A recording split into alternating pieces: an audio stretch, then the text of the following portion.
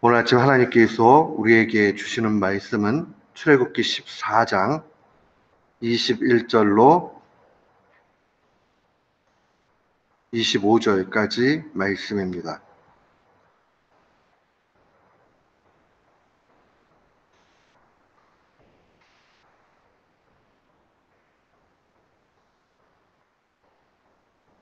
출애굽기 14장 21절로 25절 말씀, 우리 21절부터 25절까지 한 마음으로 함께 봉독하도록 합니다. 모세가 바다 위로 손을 내밀매 여호와께서 큰 동풍이 밤새도록 바닷물을 물러가게 하시니 물이 갈라져 바다가 마른 땅이 된지라.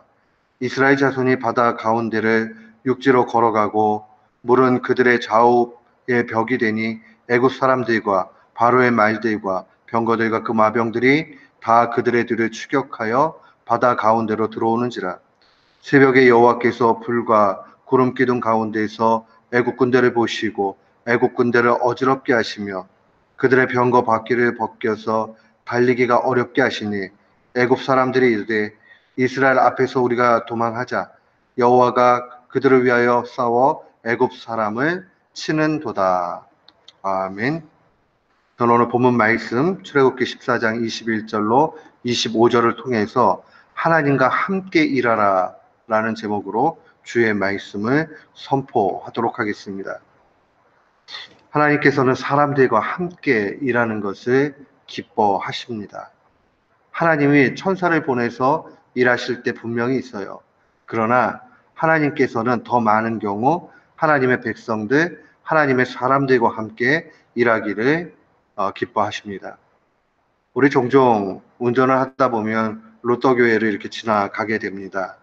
이 로또교회에 잘 쓰여져 있는 표지판 중에 하나가 God works our hands라는 그러한 글귀를 쉽게 발견을 합니다.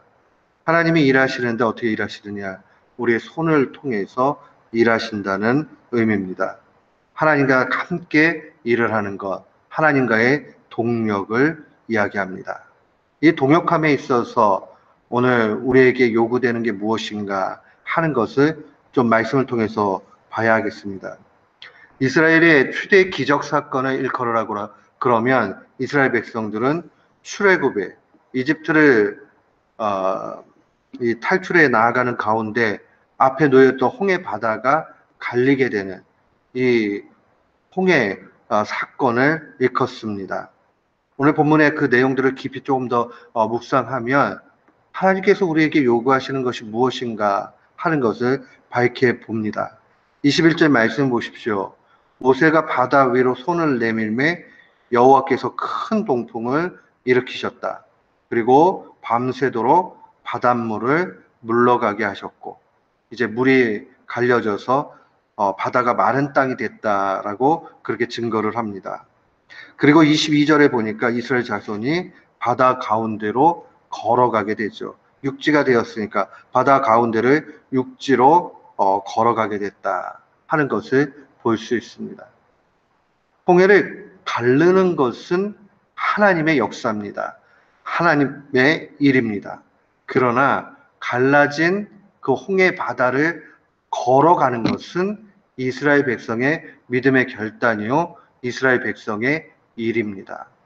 우리는 종종 착각할 때가 있습니다. 하나님이 다 아시죠? 라고 해놓고 자기는 꿈쩍도 안 하는 그냥 자리에 그대로 보존하고 있는 경우 있습니다. 참된 믿음은 우리에게 결단을 요구하고 순종을 요구하고 또한 하나님께서 바라시는 바를 우리의 손으로 이루기를 원하십니다. 근데 여기에는 우리가 좀 더 묵상해 보면 쉽지 않은 상황이라는 걸 보게 됩니다. 야, 이제 땅이 드러났구나 하고 땅으로 막 그냥 갈 수 있는 그런 상황이라고 생각하면 착각입니다. 오늘 출애굽기에 묘사되어 있는 이 상황을 한번 잘 보십시오. 물이 그들의 좌우에 벽이 되었고 라고 기록이 되어져 있습니다. 이 이야기는 홍해가 갈라지고 나서 물이 그냥 완전히 다 없어졌다는 뜻이 아니에요. 옆쪽으로는 물기둥이 높이 올라가 가지고 저 위쪽으로는 물이 계속 흐르는 거죠. 그러니까 그게 얼마나 높이가 되었는지는 모르지만 쉽게 얘기하면 물 아치 사이를 지나간다 이렇게 이해하시면은 딱 맞아요.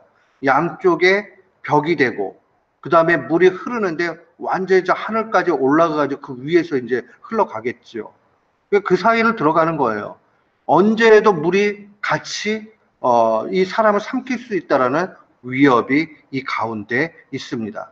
이 물이 뭐 그냥 그 많은 물이 하루아침에 없어져가지고 땅이 돼가지고 막 걸어 들어가고 다시 물이 뭐 갑자기 생겨가지고 다시 흐르게 되는 그런 상황이 아닙니다.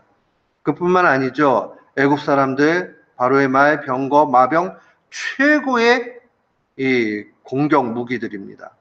그들의 뒤를 추격합니다.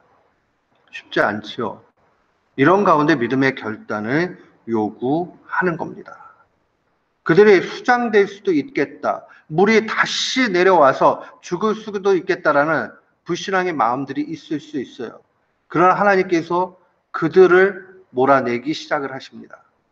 애국 군대의 추격을 통해서 더 이상 어떻게 하지 못하도록 만드시고 이끌어 가시는 것을 볼 수 있습니다.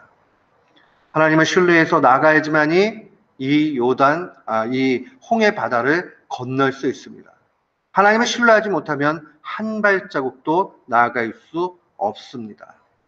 이게 바로 우리의 인생에게 놓여진 하나님의 요청입니다. 우리가 어떻게 살아가야 될까? 우리가 어떤 가운데 나아가야 될까? 그것은 바로 이 홍해 앞두고 믿음으로 걸어가야 한다는 겁니다. 애국 군대도 막 따라와요. 이제 불과 구름 기둥 사이에 위치하게 됩니다. 다음 절에 오게 되면 하나님께서 은택을 주시죠. 새벽에 여호와께서 불과 구름 기둥 가운데에서 애국 군대를 보시고 애국 군대를 어지럽게 하십니다. 그 다음에 하나님의 역사가 나타나는 믿음의 결단 다음에 나타나는 하나님의 일은 바로 하나님께서 애국 군대를 어지럽게 하신 겁니다. 병거의 바퀴가 다 벗겨져 나갑니다.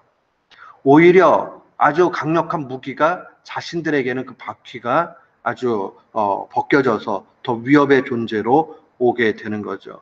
그리고 나서 애국 군대 사람들이 이제 포기합니다. 도망하자. 여호와가 그들을 위하여 싸워 애굽 사람을 친다라고 고백을 합니다. 믿음의 순종 가운데 하나님께서 최종적인 승리를 가져다 줍니다. 신앙생활 한다는 것은 하나님께서 하늘에서 무언가를 뚝 떨어뜨려 가지고 맨날 새로운 거를 갖다가 나는 가만히 있고 하나님께서 보여준다는 그런 의미가 아닙니다.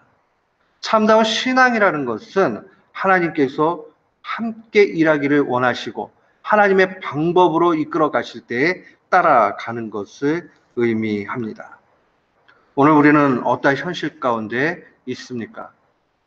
여러분, 우리 앞에 홍해의 위협이 있고 애국 군대의 추격이 있고 그 다음에 어떻게 하지 못하는 상황이 있습니까?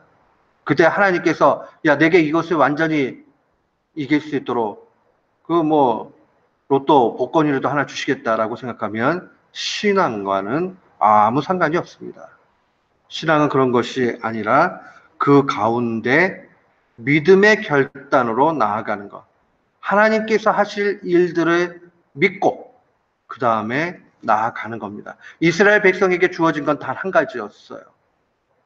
내가 너희와 함께하고 너희를 구원한다 하시는 약속의 메시지만 있었습니다. 어떻게 구원할지 어떻게 될지 아무도 모릅니다. 인생길 가는 동안 우리는 이것을 수없이 경험합니다. 하나님께서 우리에게 최종의 믿음의 승리를 주신다 말씀해 주셨다면 그거 믿고 그저 가는 겁니다. 그리고 하나님이 건너라 하면 건너면 됩니다. 그러면 애국 군대를 어지럽게 하시고 또 홍해를 가르시고 하는 하나님의 일들, 그 하나님께서 하시는 겁니다. 우리는 묵묵히 그 육지를 걸어가야 됩니다. 사도는 고린도전서 4장 1절로 2절에 이렇게 증거했어요. 사람이 마땅히 우리를 그리스도의 일꾼이요 하나님의 비밀을 맡은 자로 여길지어다. 그리고 맡은 자들에게 구할 것은 충성이다. 맡은 자들에게 구할 것은 충성이다. 우리가 하나님의 일꾼이라면, 우리가 하나님의 사람이라면 우리에게 요구되는 것은 믿음으로 바라보고 하나님의 요구에 그대로 따라가는 충성된 하나님 사람 되는 겁니다. 오늘 이 말씀 마음에 간직하고 날마다 하나님과 함께 일하는 귀한 교우들 되시기를 주님의 이름으로 축원합니다. 아멘.